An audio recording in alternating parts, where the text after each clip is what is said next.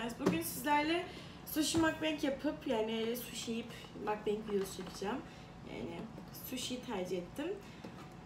Anket yapmıştım, bir anket yapmıştım. Bir hamburger önde gidiyordu. Bir sushi önde gidiyordu. Bir türlü karar verememiştim. Ben normalde sushi'yi çok seviyorum. Hangi sushi'yi söylediğim fikrim yok. Pişmiş sushi'lerden, böyle kızarmış olanlardan da. Bugünlük onu söylemiyorum ama şu an nedensizce durduk bir şekilde midem bulandı. Şeyden değil, sushi'den değil, daha sushi yiyemedim bile. Ve şeyde söyledim, tatlı da söyledim. İlk tatlıdan başlamak istiyorum çünkü dondurma da koymuşlar. Tatlının erimesini istemiyorum. Tabii önce bir şunları ayarlayayım, sunumumu falan. Telefondan çekim yaptığım için tabletim burada. Tabletten sorulara cevaplayacağız. Soya sosunu koymak için kap koymuşlar. Wasabi ve zencefil turşusu. Sushimiz. Paket sushi daha önce söylemedim. Hep dışarıda yiyordum ama paket hiç yememiştim. Bayağı beni uğraştırıyor. Bir sürü paketler çıktı. 3 tane chopstick koymuşlar yani.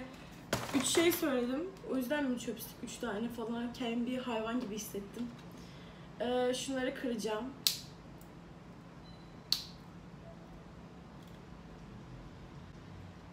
İki tane koyacağım çünkü tek soya sosunun bana yeteceğini düşünmüyorum açıkçası. Normalde sushi mukbang'den vazgeçmiştim.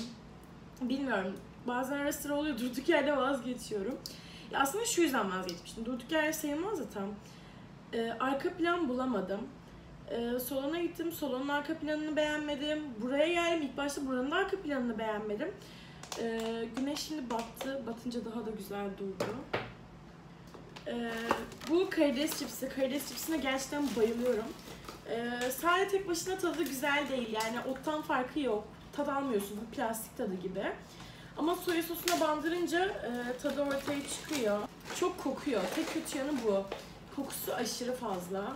Karides, yani sushi'den daha çok kokuyor karides cipsi. Normal karides yemeye kalkın.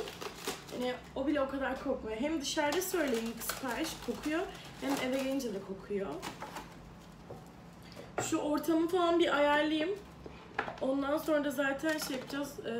Şöyle kızarmış ananas söyledim.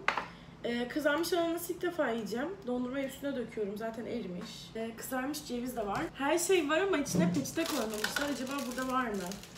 Eskiden evet burada var. Eskiden böyle değildi. Şimdi kağıt yapmışlar dışlarını. Gerçi böyle güzel olmuş. Bu arada ben chopstick kullanmayı bilmiyorum. Evet, sushi severim. Sushi'ye bayılıyorum hala. Ama doğru düzgün chopstick kullanamıyorum. Bu da böyle bir sıkıntım, böyle bir sorunum. Ama chopstick'le yiyeceğim. Hem de benim tarzımla, kendi tarzımda, kendi nasıl yiyebiliyorsam ya da yiyemiyorsam o şekilde yemeyi planlıyorum. Sushi'nin içine de soya sosu koymuşlar aslında. Söylemesem de olurmuş. Böyle bir görüntüsü var. Yani boşuna dökmüşüm. Bu burada kalsın artık. Bunu dolaba koyarım. Boşuna kırmışım. Olsun. Tableti de alayım. Tabletten sorulara cevaplayayım. Kolayı bu arada evde vardı. Söylemedim. Sushi'de en sevdiğim, Sushiko'da aslında en sevdiğim özellik şu. Diğerlerinde var mı hiçbir fikrim yok. Sushiko'nun şöyle bir avantajı var bence. Ne kadar çok alışveriş yaparsanız o kadar çok paranız birikiyor. Paranız biriktikçe de, bu rahat durmuyor. Yine şöyle yapacağım. Paranız biriktikçe de mesela ben bunlardan normalde 85 lira mı ne tutuyordu? 20 liralık bir indirim kazandım. 20 liralık indirim sayesinde daha uyguna geldi. Yani dondurmam su oldu. Bir an önce onu yemek istiyorum. İlk başta ondan başlamak istiyorum. Ve aynı zamanda da sorularımızı da açmak istiyorum. Çünkü bunun amacı zaten, videonun amacı soruları birlikte cevaplamak. Şimdi editliyormuşum, sonra videoyu beğenmiyormuşum. Video atmaktan vazgeçiyormuşum. Tam çıldırmalık. Şimdi ilk bir keseyim. Ondan sonra soruları cevaplamaya başlayacağım. Çünkü çok merak ediyorum. Kızarmış ananas hiç yemedim. Şu an yumuşamış. Bunun nedeni de şu bence. Normalde kıtır kıtır olması gerekiyor. Dışarıdan geldi yani paket serviste. O yüzden dolayı böyle olmuş olabilir.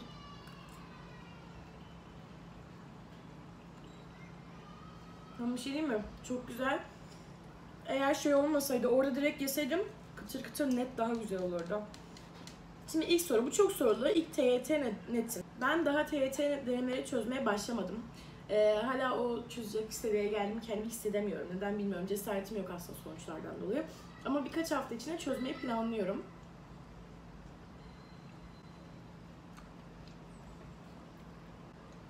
Ders çalışma isteğini nasıl geri getiriyorsun? Sevgiler demiş Yağmur. Şöyle getiriyorum. Bazen mesela 2-3 günlük kendime izin veriyorum. 2-3 gün boyunca dinleneceğim diyorum. İşte şey var diyorum. 2-3 gün dinlen, kendine gel. Ondan sonra tam gaz devam et diyorum. Tam gaz devam etmeye başlıyorum. Yani bu şekilde siz de kendinize 2-3 gün ara verin. O 2-3 günde yapmak istediklerinizi yapın, yemek istediklerinizi yiyin. Eğlenin. Bu arada ceviz var. Bu da ballı ceviz. Ballı ceviz ayrı bir güzel.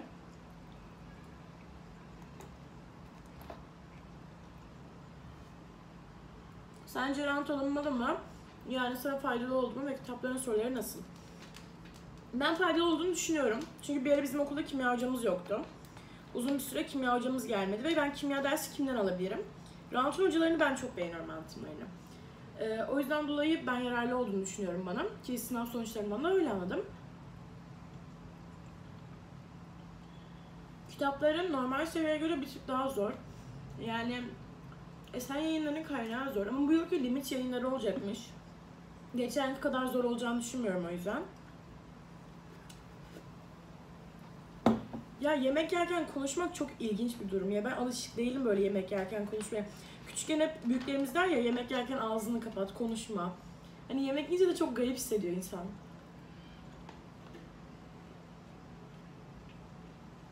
Bir tane kıtırlı tarafa geldi, çok güzel. Ben kızarmış dondurma yedim, kızarmış muz yedim. İkisi de efsane güzel. Ama kızarmış ananası nedense daha çok beğendim. Orada gidip yiyelim ama. Paket servis söyleyecekseniz sakın söylemeyin. Kızarmış dondurmaya paket servis de söyleyin. Yani tatlıları bence paket söylemeyin, gidin orada yiyin. LGS'ye gireceğim. Önümüzdeki yıl bana tavsiye verebilir misin? Aslında ben 9. sınıfa geçenler için bir video çektim. Pardon 8. sınıfa geçenler için bir video çektim. O videoda bahsettim hani yazın neler yapmanız gerek. Neler yapmalısınız, neler yapmamalısınız. Onunla ilgili ben her şeyden bahsettim. O videoyu izleyebilirsin. Gerçekleştirmek istediğin hayalin var mı? Benim var. İlk maaşımla durumu olmayan çocuklara yardım edeceğim demiş. Yani benim aslında yok. Hani mesela ilk yer hani ben ilk maaşımda mesela annemlere bir şeyler yapmak isterim. Hani çünkü diye düşünüyorum. Bunca yıl beni okuttular. Meslek sahibi olmam için hani onları o yüzden dolayı ilk paramla mesela YouTube'dan para kazanırsam ilk paramla annemlere yemeğe çıkarmak istiyorum. Benim en büyük korkum ne? Benim en sevmediğim şey olabilir. Şimdi böyle sorulara cevaplarken yemeği unutuyorum.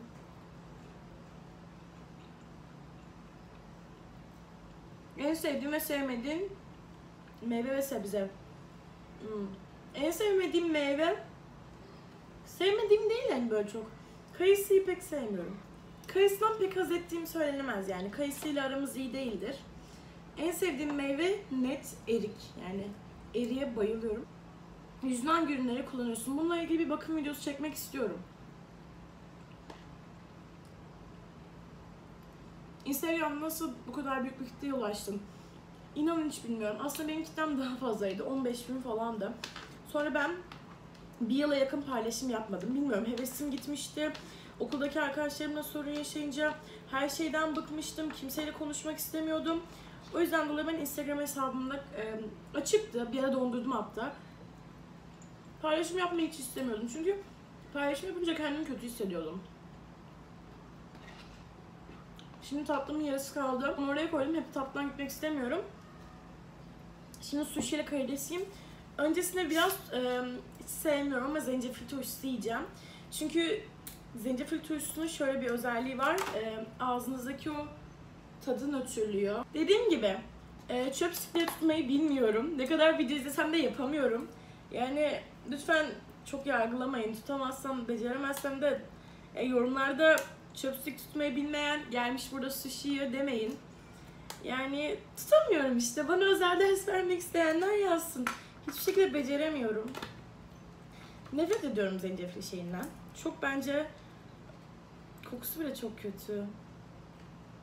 Yemeyin ya, boşver. Ben ağzımı suyla, sodayla falan nötrlerim. Çünkü kokusu bile çok kötü. Orkun ışıtmak videosunda şey yapıyordu. Yiyordu ama ben haz edemiyorum ya. Çok kötü geliyor bana tadı. Evet, şimdi tutamadığım chopsticklerle ilk karides cipsini alacağım. Alamıyorum zaten, tutamıyorum işte.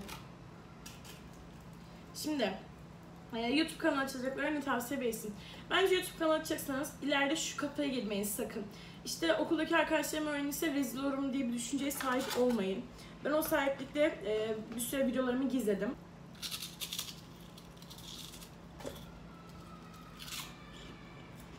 Ben 3. aya bir süre videolarımı gizledim. Benim hayatımın en büyük hatasını yaptım o videoları gizlemekle. Gizlemeseydim açıkçası ben şu an daha iyi yerlerde olacağımı düşünüyordum. Çünkü yaklaşık bir 6-7 aya yakın video atmadım. Chopstick tutmayı bilmiyorsun. Geliyorsun burada sushi mukbang çekiyorsun.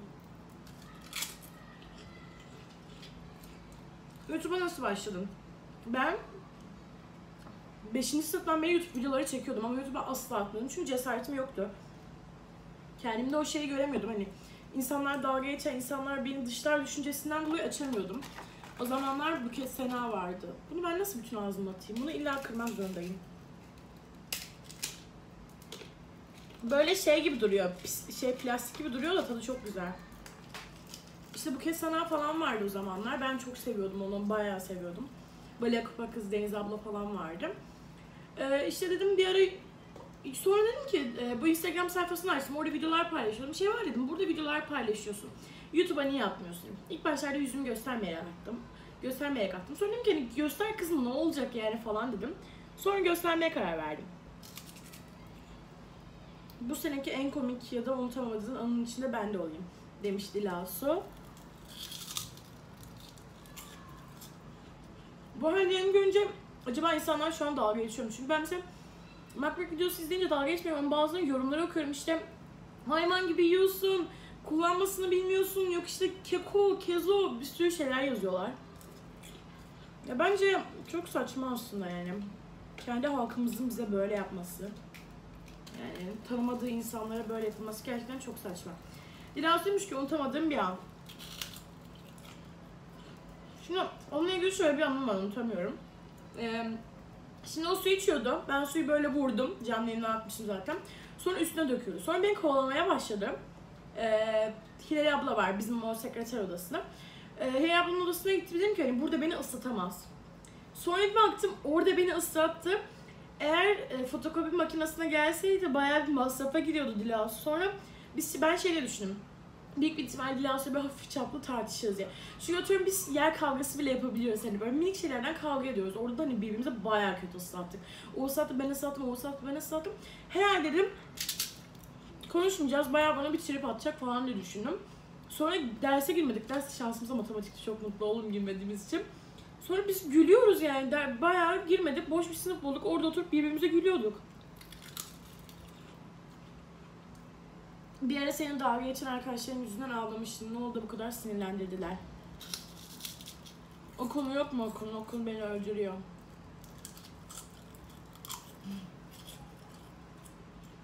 Şimdi sushi'm duruyor. Sushi'm artık beni ye diyor. Artık sushi'mi yiyeceğim. Bunun içinde böyle tutuyorum hepsi. Bunun içinde krem peyniri var. Yengeç var. Birkaç bir şey daha var. İsmini şu ekrana yazarım. Yazmışımdır ya da. Yine döküyorum. Ve döktüğüm şey soya sosu. Kendimi şu an soyaladım. Ağzım dolu, nasıl oluyor şu an? Ne gibi duruyorum, böyle iyice şişko yanaklı duruyorum. Ama saldım ben ya. Siz de salın, tamam mı? İnsanların ne düşündüğünü umursamayın. Ama şöyle bir durum varsa, insanlar sizin iyiliğinizi düşünüyorsa umursayın. Ama yok kilonuzla dalga geçmiş, yok boynuz kısa, yok boynuz uzun diye dalga geçmiş. Yok şuna dalga geçmiş, buna dalga geçmiş. İnsanları umursamayı bırakın. Hani bence umursamayın. Ben bayağı umursadım. Ağzımın payını aldım. Dilim hani derler ya. Tam hatırlamıyorum ama çorba içtikten sonra dilin yanınca üfleyerek vermişsin ya. Ben dersimi aldım. Ben artık ona göre davranacağım yani. YouTube ile soru kaynadı. Benim neden dalga geçtiler? Aslında çok dalga geçmediler. Şöyle bir durum var. Ben 9. sınıftayken Instagram hesabı... Benim 9. sınıftayken YouTube hesabım vardı hala.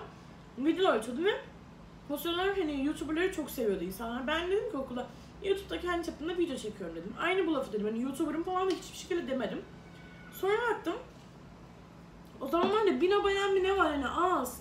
Bot diye dalga geçiyorlar.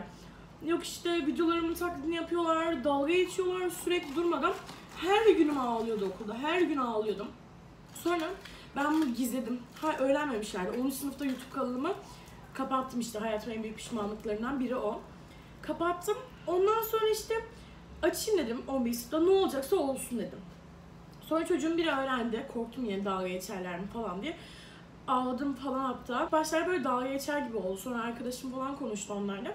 Sonra dalga geçmediler. Hani o yüzden o zaman bayağı bir hani aklıma eski de gelince kötü olmuştum. Yani umarım bu videoyu atarım ya. Video atarsam bayağı yürek yemişim yani. İnsanların benimle dalga geçmesini umursamıyorum demektir. Ki neden dalga geçsinler ki, çok saçma. Ya bunu sevmiyorum. Bir tane kanal var. Böyle bu sorulardan sapıyoruz hani muhabbet tarzında. Bir tane kanal var. Kadın çok tatlı bir kadın. Hani balık etli, kilolu diyeyim. Böyle o hamurlar falan yapıyor, böyle çok güzel kahvaltılıklar yemek. Kadına sürekli şey yazıyorlar işte. Kilo vermen gerek işte, yiyip şöyle oluyorsun böyle. Ne kadar kırıcı yorumlar bunlar ya. Size ne el alemin kilosundan? Belki o kendini böyle mutlu hissediyor yani. Belki bir hastalığı var. Hastalıktan dolayı kilo veremiyor. Bence bu bizi ilgilendirmeyen bir durum. Yani düşüneceksen bari o kendi küçük hafızanı düşün, daha mantıklı. Bu yüzden dolayı sinirlenmiştim. Okulla ilgili son durum ne? Okulumuz iflas kaldırdı. Okul şu an devam ediyor. Ama çoğu arkadaşlarım, hatta bütün arkadaşlarım okul değiştiriyor. Ben aynı okulda kalıyorum. Çünkü yeni bir okulun fiyatı 20.000 lira, 22.000 lira. Biz de operatif şu anda veremeyiz. O yüzden de ben okulumda kalıyorum. Belki dershane olabilir. Hiçbir şey belli değil. Artık duruma göre bakacağız. Dershane olacak mı olmayacak mı? Bunu bize zaman gösterecek. Hangi şeyi, hangi ünlü, hangi bölüm istiyorsun? Şimdi çok karmaşık. Şimdi devlet olarak İstanbul Üniversitesi ile Ege Üniversitesi arasında gidip geliyorum. Bir tarafım diyor ki Şevval Ege'ye git. Bir tarafım diyor Şevval İstanbul'a git. Özelde düşünüyorum, özelden burs. Şu şekilde düşünüyorum. İstinye Üniversitesi'nin eczacılık bölümü için sağladığı olanaklar çok yüksek. Bu yüzden dolayı da benim için yararlı olabileceğini düşünüyorum. Benim için yararlı olduğunu düşündüğümden dolayı o da olabilir. Hiçbir fikrim yok. Acı badem de güzel. Şu an çok hayvan gibi duruyorum. Buram şişti.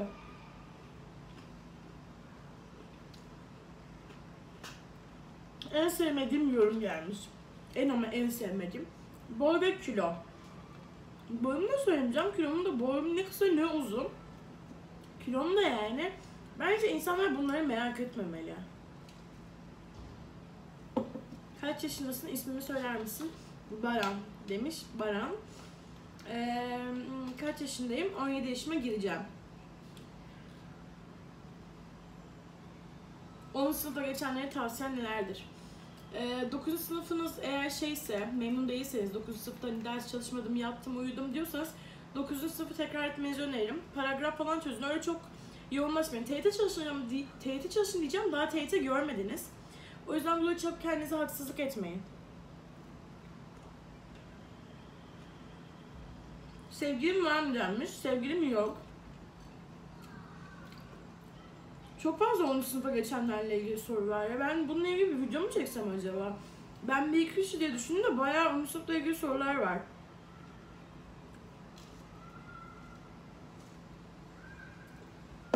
Melody demiş ki seviliyorsun. Teşekkür ederim. Videoda adımı okur musun? Bir de adından memnun musun? Değilse adının ne olmasını istersin? Melody Ege Aktireyim demiş. İsmimden memnunum. Çünkü güzel bir isim bence Şevval. Herkese rastlamıyorum bu isme. Çok az insanda var yani tanıdığım. İsmini de çok değişti olsam Ecem olsun isterim. Ecem ismini çok seviyorum. Yani Ecem Su, Ecem. O tarz isimler ben çok güzel. Çocuğumun olsa adını Ecem koyarım büyük bir ihtimalle dedi ve Ecem koymadı. Sence devlet üniversitesi seçmeli miyim? Sence devlet üniversitesi mi seçmeliyim yoksa özel üniversite mi? Açıkçası bu seçeceğim bölümle de ilgili. Mesela dediğim gibi eczacılık özel İstinye Üniversitesi'nde mesela çok fazla yararı var bana. Sen de işte burs kazanırsan eğer şey yapabilirsin. Bakıyorsun meslek seçeneğine göre en iyi üniversite hangisiyse öyle de yapabilirsin. Neyimiz çok zor, çok kıtır diyor ya. En sevdiğin alışveriş mağazası. Yani kıyafet olarak düşünürsek eskiden H&M'i seviyordum ama şu sıralar Bershka'yı daha çok seviyorum. Bershka daha çok benim tarzıma hitap ediyor. Bu arada yemek yerken konuştuklarım anlaşılıyor mu çok merak ediyorum. Ne kadar süredir Rant kullanıcısıyım. 11. sınıftan beri kullanıyorum. Şu an 12. sınıfa geçtim ve yine kullanacağım. 11 sayısal paket fiyatı nedir? Açıkçası ezbere bilmiyorum. Rant'ın sitesinden bakarsan daha faydalı olur. Artıları ve eksileri. Aslında eksilerim denmez. Ama şöyle bir durum var. Sen mesela üşengeç bir insansan böyle hani sürekli bilgisayarın başına geçip çalışmak sana göre değil. Ama üşengeç bir insan değilsem zararı yok. Artıları bence dershaneden çok çok daha uygun bir fiyata. Memnun musun? Ben memnunum. Sistem nasıl işliyor? Böyle kendine ait ders programı yapabiliyorsun. Round girdiğinde sana hangi derslerden eksiklerin olduğunu söylüyor. Mesela atıyorum matematik çözmüşsün. Testinden çok yanlışım vardır. İşte kırmızı yer çiziyor orada. Eksiklerini tamamla falan diyor. Eksiklerin konusunda sana yardımcı oluyor. Konuda iyi. Round ne? Bir ben mi cahilim? Round sanal dershane diyebiliriz aslında. Nasıl böyle eskiden vitamin de öyle ortaokuldayken onun ben vitamini kullanıyordum. Ben hani bayağı eski şeyim. Morpa Campus kullanıyordum falan. Onun gibi böyle sanal dershane. YouTube'daki videoların paralı platformu ve ayrıca yanında da kitaplar geliyor. Zaten o kitapları almaya kalksak nereden baksan fiyat tutar yani. O yüzden böyle pek sıkıntı olmuyor.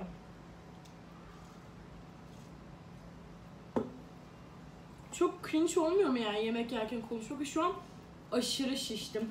Eminim dizi izlerken bunları yesem bu kadar şişmezdim. Çok baymıyor mu? Çünkü hocalar çok bayık anlatıyor. Ya aslında bir şey diyeyim mi? Bana öyle gelmiyor.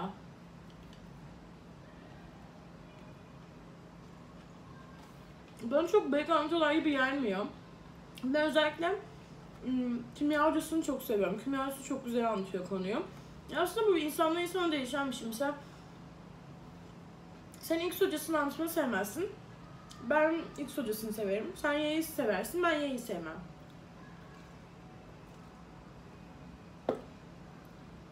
Bir şey diyeyim mi? Sanırım öleceğim. Çok yedim. Ben bu kadar çok yiyeceğim bilmiyordum.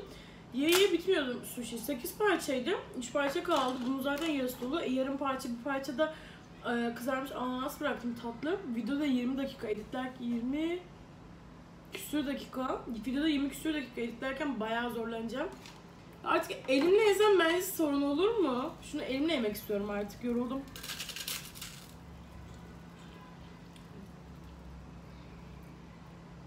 Round 11. sınıfı Ağustos ayında istediğimde şu anki bunun... Şimdi anladığım kadarıyla sen şu an 11. sınıf paketi istemişsin ama 10. sınıf paketi istediğinde sana hediye de vermişler. Öyle bir durum olmuş. Bu konu hakkında hiçbir bilgim yok. Yani bir tane daha soru vardı. Çok güzel bir soruydu. Cevaplayamamıştım YouTube. Bana engel olmuştu. O soruyu bulabilirsem aslında... Round kullanan biri bana soruları çok zor, sınavların sorusuyla alakası dediğini gördüm. Round alma fikrim değişti. Senin görüşün ne? Şimdi soruları zor deniliyor, tamam bir tık zor ama şöyle bir durum var. Round Instagram sitesinde şunları paylaşmış. Onların test kitaplarını ya da test kitapları ve TYT denemeleri oluyor sanal hani internetten. TYT denemeleri çıkmış, bazı sorular ÖSYM sınavına da çıkmış. Hatta bunların bazılarını falan paylaştı. Yani sınav sorularıyla alakası madem yok deniliyor, o zaman Round neden Instagram hesabında böyle bir durum yapsın? Sorular bu kadardı. Şimdi biraz konuşalım istiyorum. Şöyle bir durum var yalnız. Bana diyorlar, Round sponsorun mu seni? Neden bu kadar çok övüyorsun? Ne Round'muş arkadaş diyenler de var. Ya ben övmüyorum. Round'la ilgili bana gerçekten milyon tane DM geliyor. Hani öyle bazı youtuberlar yani bana DM geliyor ama öyle değil. Gerçekten SS'lerini falan atabilirim hatta. Herkes Round hani sen kullanıyorsun ama ben parayı verip aldım. Babamın kredi kartı şeyini mi göstermem gerekiyor onu anlamıyorum. Yani paramı ödeyerek 11 sınıfımı aldım. Sonra benim paylaşım yaptığımı görmüşler. Bugüne kadar attığım çoğu değil hatta. Bugüne kadar attığım tüm Round videolarında hani öyle sponsorluk bir durum yoktu. Sonra benim videolarımı izlemişler. O izlediklerinden sonra bana yazdılar. Hani 12 sınıf paketinde bir hediye gönderelim falan diye. Yoksa hani işte Round en başından beri bana sponsor oldu gibi bir durum yok. Bitmiyor. Neden bunun yemesi bu kadar zor ki? Onun için porsiyon normalde bu kadar büyük değildi. Karides cipsi normalde bu kadar büyük gelmiyordu. Hem kocaman gelmişler hem de fazla gelmişler. Normalde böyle değildi bu durum. Bir de bir şey diyeceğim, yanına noodle almayı düşünüyordum. Yani erişte. İyi ki almamışım yani. Aldığımı düşünsenize. Büyük bir ihtimal bundan sonra hastaneye falan olurdum yani. Yani bu ilk benim mukbang videom doğru düzgün. Çünkü mesela bir tane daha mukbang videosu onda böyle şöyle yapmışım mesela. Kesiyorum yemek kısımları. Evet, tadı çok hoşuma gitti. Yani o şekilde yapmışım. Pek mukbang videosu tarzında değildi. Bayağı bir ödem aldım yani şu an. Soya çok tuzlu.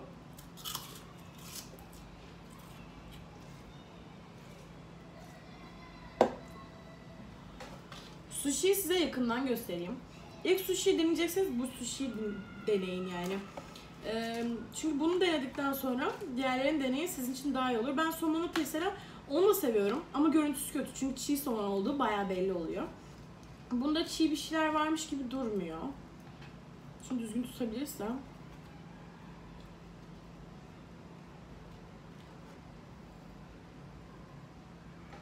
Düşürmek de istemiyorum. Yani ben öyle beğenmiyorum diye bir şey yok. İlk sushi yediğimde otelde yemiştim. Hiç beğenmemiştim. Siz sakın ama sakın böyle hani otellerde sushi yiyip sonra sushi beğenmedim kafasına sakın girmeyin. Gerçek bir sushi'cide gidin. Sushi yiyin, öyle karar verin. Çünkü bazen sushi'ler çok güzel çıkabiliyor. İşte ilk sushi yedim, oteldeydim ve hiç beğenmedim. Çok kötü, midemi bozmuştu. Sonra gittim Sushiko değildi o zaman.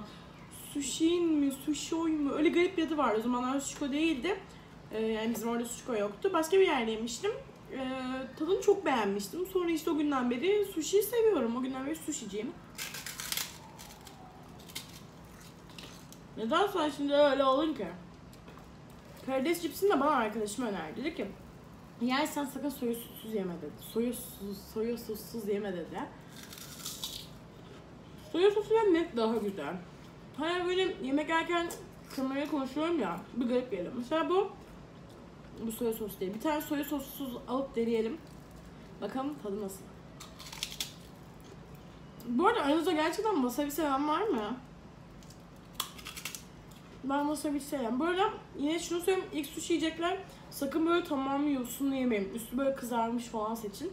Çünkü dışta böyle şeyli yosunlu yiyince ilk beğenmeyebilirsiniz onu ilerleyen zamanlarda. Mesela sushi yiyorum ama şey yemiyorum. Direkt çiğ balık, çiğ somonu koyuyorlar ya önünüze. O sushi'leri yiyemiyorum ben yani. Böyle bu şekilde olması lazım, sarılmış olması lazım. Yani neden bahsettiğim sushi severler anladı.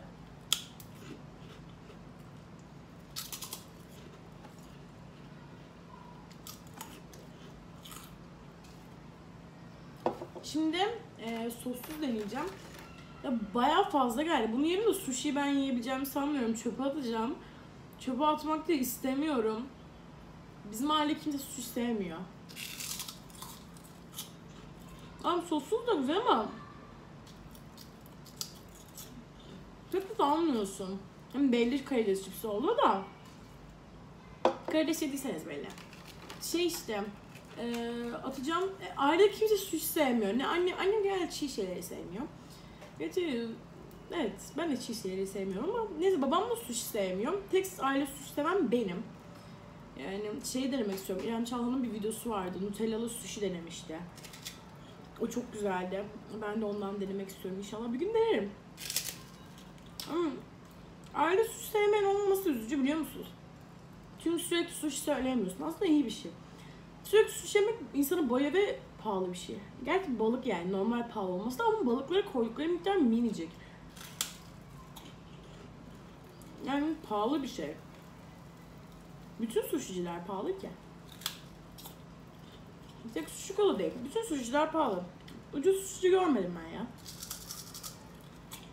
Ama iyi bir şey. Düşünsenize. Mesela bu 8 tane vardı ya bundan. Bunun fiyatı kaç? 48 lira. 15 liraya aldığınızı düşünsenize. O balıkta bir şey vardır yani. Ben bir şüphe ederim. Video yarım saat oldu. Siz şu an kaçıncı dakikasınızdasınız? Hiç fikrim yok ama editlerken yorulacak mıyım? Çok merak ediyorum.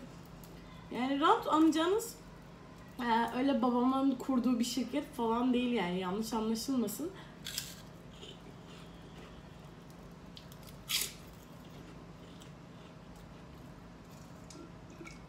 Kolam bitiyor. Kolamın bitmesi beni üzüyor. Çok güzel. Düşünsenize. ASMR, ASMR videosu çekiyorum böyle.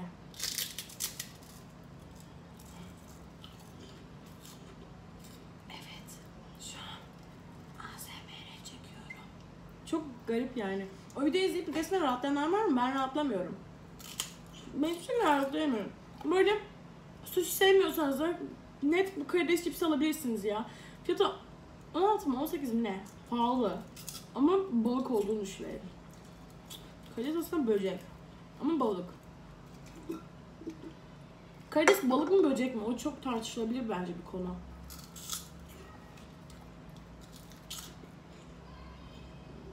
Balık böceği de olabilir. Sosa ben mi alıyorum? Çünkü soya sosu bayağı bir şey yaptı beni. Baydı. Çok tuzlu ya. Tatlı mı diyeceğim? Ama sushi'leri atmak istemiyorum. Çok güzelsiniz. Ama çok şiştim, özür dilerim. 8 parça yani. Ben 2 kişi değilim ki. 2 kişi olsam anca. Burada benim işte akşam yemeğimden. Birlikte akşam yemeğini yedik.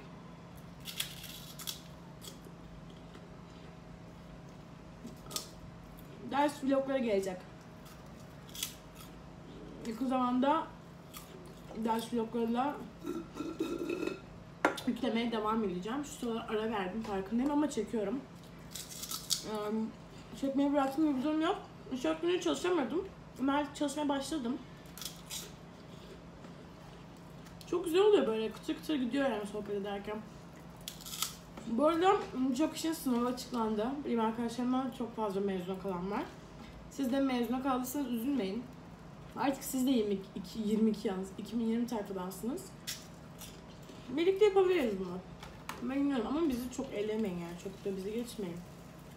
Siz aslında avantajlı olacaksınız. Az çok böyle olayın ciddiyetine vardınız.